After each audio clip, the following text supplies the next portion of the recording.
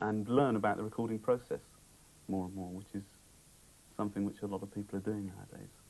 So how did you do that? You went and locked yourself away somewhere? Well, what happened was we were at this gay vegetarian disco, and in Bath. In Bath, yeah.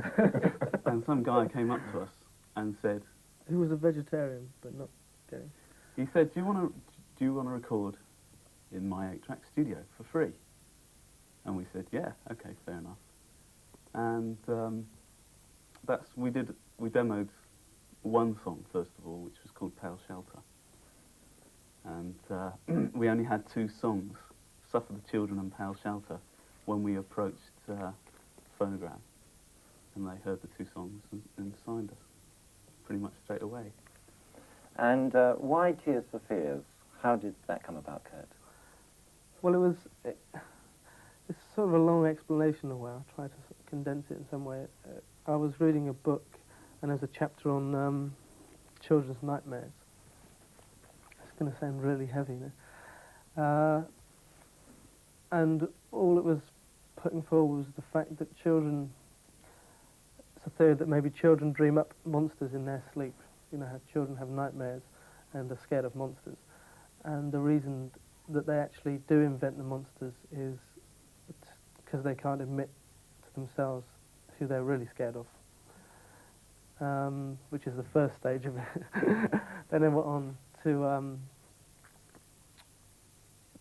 say that it was really bad that children aren't allowed to be themselves, aren't allowed to cry when they want to. I mean, a lot of, certainly the Victorian attitude in family today is, don't cry, it's bad, especially if you're a boy, you shouldn't be crying, shut up, you know, don't want to hear it. So for a start, they've got to repress that, they're not allowed to cry or whatever.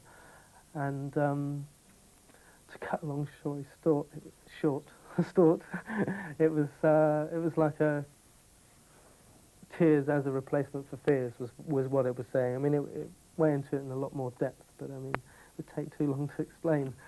So that's how it came about. I think we've got the gist of it.